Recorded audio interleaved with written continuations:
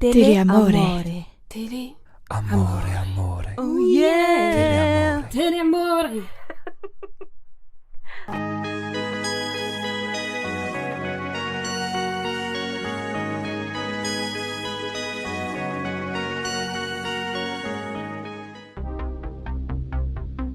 Oui, le lac est beau, mais foutez-lui la paix. Voilà. Bonjour, je suis Anne Petit-Colas. Je suis artiste, poète, sexologue, sorcière, queer, neuroatypique, totale, tout le tintouin, quoi. J'ai envie de dire que j'ai un parcours atypique, comme ma santé mentale, finalement. Eh ben, j'ai fait de la communication, je suis allée aux Beaux-Arts, j'ai commencé à me former en autodidacte à la sexologie et à l'éducation sexuelle, ainsi qu'aux pratiques spirituelles. Là, ces 7 dernières années, un petit peu bordélique, mais en même temps, c'est très confortable pour moi d'être dans le chaos. J'ai plein d'intérêts, j'ai mon cerveau qui est en train de marcher, courir, voler tout le temps. Et du coup, en fait, j'ai toujours eu besoin de nourriture intellectuelle, de nourriture spirituelle. Il y a des bestioles là-dedans qui en réclament, quoi. J'aime toucher à tout parce que la curiosité, elle a besoin d'être assouvie. Et parce que, quelque part, moi, ça me stimule énormément d'apprendre des nouvelles choses, de me mettre dans des nouvelles situations. Enfin, c'est peut-être hyper cliché, hyper bateau. Mais en fait, c'est vraiment une question d'autostimulation, pour ne pas parler de masturbation intellectuelle.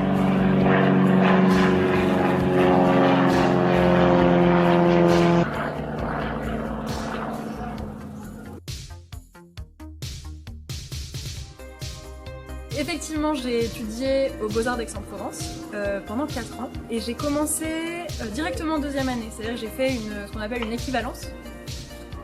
Parce que j'avais déjà fait des études de communication avant et que du coup j'avais déjà un bagage qui me permettait de faire ça.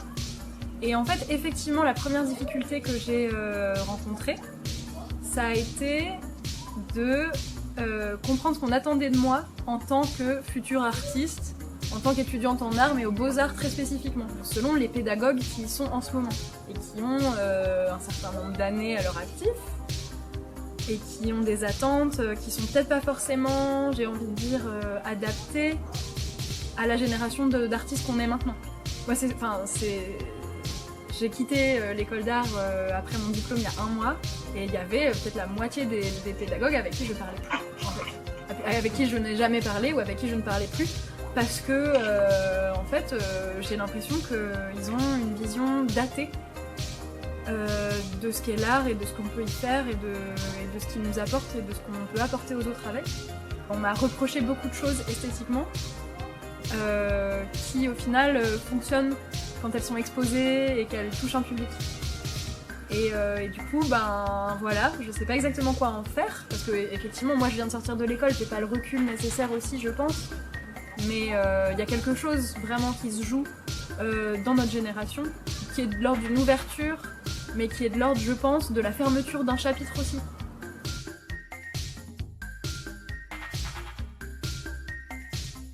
J'ai l'impression d'être sur un dîner presque parfait. Alors, je vous ai fait une petite animation qui met mes 2 passions ensemble. Attention, le sexe et la citrouille. La tarte à la citrouille. Forcément, ce qu'on attendait de moi, c'était pas de mixer de la sorcellerie, du cul et de la perf et d'autres trucs. Forcément. En fait, en début d'année, j'ai assisté à une conférence d'un artiste qui s'appelle Paul Maeke, qui est un artiste queer racisé, et il m'a un petit peu lancé sur le sujet de l'hydroféminisme. C'est lui que j'ai entendu en parler en premier. Et après, je me suis rendu compte que pas mal de gens avec qui j'avais évolué par le passé dans des milieux artistiques, c'était quelque chose qui les avait intéressés aussi. Je suis tombée sur un article qui a été écrit par la personne qui a inventé l'hydroféminisme, qui s'appelle Astrida Neimanis, qui est philosophe australienne, et qui a d'abord commencé par écrire un article qui s'appelle Hydrofeminism or How to Become a Body of Water, qui existait que en anglais à l'époque, il y a 1 an de ça, Et j'ai commencé d'abord par en faire une traduction en français. Et pour moi, le fait qu'il soit accessible aux personnes qui ne parlaient pas anglais, c'était primordial. Et c'était une belle manière aussi pour moi, dans l'écriture, de me le réapproprier. On a beaucoup parlé des techniques d'écriture sans écriture. Pour le coup, je pense que la traduction en est une. C'est vraiment un exercice poétique, mais sans inventer des choses. Donc pour moi, c'était très confortable de commencer par là. Donc j'ai traduit ce texte qui parle magnifiquement bien d'une espèce de rencontre entre l'eau et le féminisme, et sur tout ce que ça peut dire de devenir une étendue d'eau soi-même, et de faire attention du coup à toutes les étendues d'eau qui nous entourent.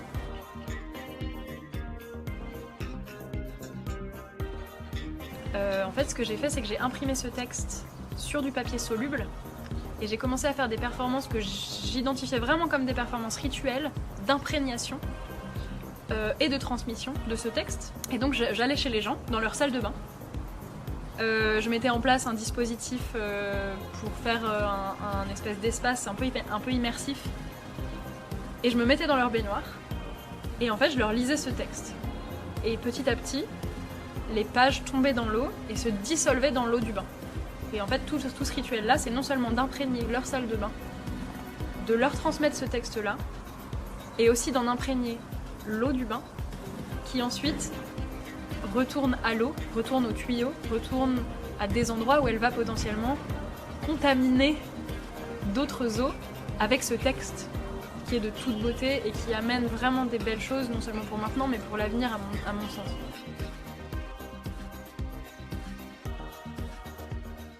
Je me suis mise à travailler avec de l'agar-agar. C'est une algue qu'on transforme en poudre et qui nous permet de faire de la gelée non animale, du coup. Parce que la gelée qu'on utilise aussi encore beaucoup aujourd'hui, c'est de la gelée de porc. Et donc j'ai commencé à travailler avec ce matériau qui, déjà, en plus d'être vraiment en lien avec mes valeurs, était juste trop rigolo à travailler. Parce que la gelée, ça bouge dans tous les sens, c'est frais, c'est manipulable, c'est très haptique en fait, très haptique.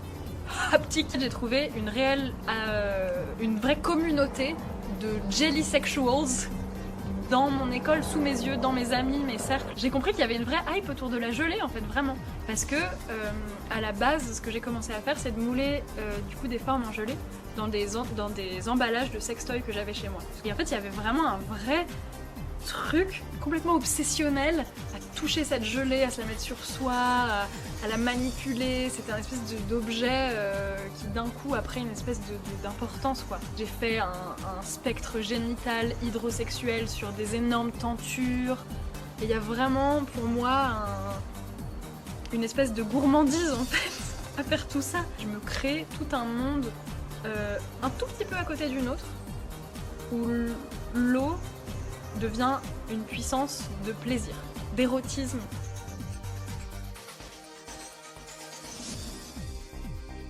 J'ai une pratique pornographique, non seulement en tant que consommatrice, mais en tant que parfois productrice pornographique. Je sais plus qui c'est qui disait qu'on était toutes des productrices de porno parce qu'on avait un corps. Mais pour moi, ce qui était important dans l'hydrosexualité, c'était un retour à la sensation en fait. Parce que aujourd'hui, il y a beaucoup d'injonctions dans la révolution sexuelle qu'on est en train de vivre, au plaisir, à l'orgasme, à ci, ça, à être à la mode dans ce qu'on fait et tout. Et en fait, moi, j'avais vraiment juste envie de revenir tout simplement à la sensation, à quelque chose de beaucoup plus simple, mais du coup de beaucoup plus ouvert, beaucoup moins contraignant. C'est vraiment un érotisme de tous les jours, de trouver du plaisir dans les choses et d'en trouver un pouvoir en fait. Et Audre Lorde m'a aussi beaucoup accompagnée là-dedans. Ça a été une lecture révélatrice aussi quoi, Sister Outsider. On a tout à gagner en fait, à retourner aux éléments.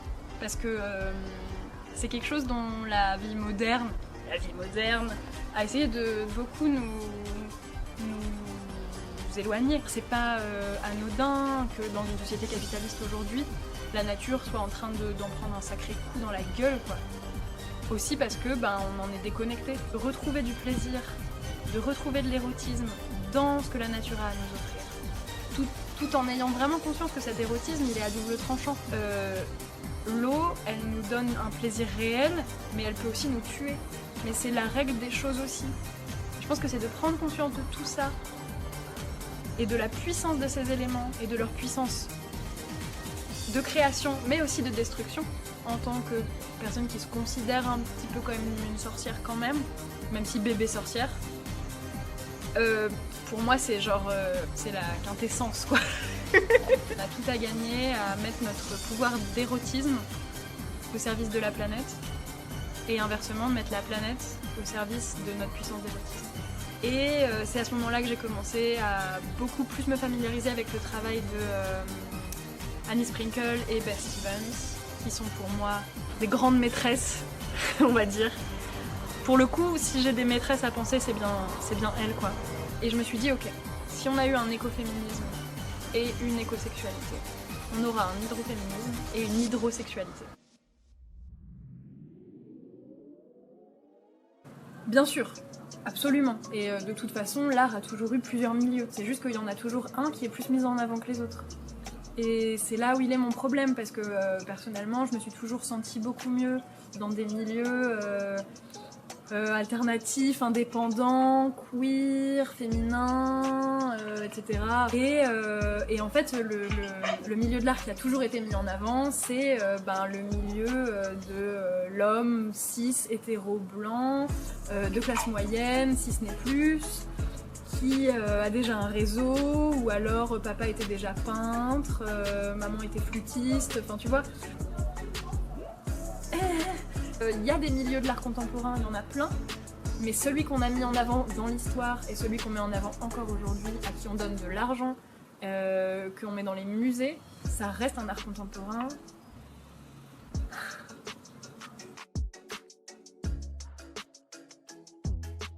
J'ai aussi réussi à survivre ces 4 années aux Beaux-Arts parce que j'ai cette espèce de truc de l'ordre du caméléon, qui est que je sais ce qu'on attend de moi et je sais le donner, mais quand même au bout de 4 ans, je me suis rendu compte que j'en avais marre de donner aux autres ce qu'ils ont envie d'avoir tout le temps.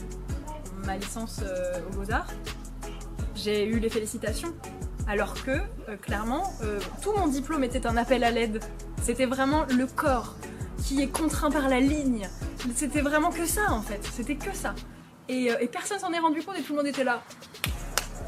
Non, en fait je n'ai jamais voulu faire ça, c'est vous qui avez envie que je fasse ça.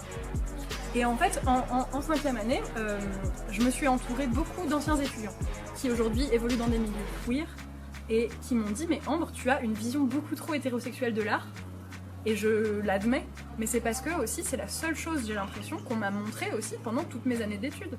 Et c'est ça que je dis aussi quand je dis il y a un milieu de l'art qu'on met en avant et c'est celui-là.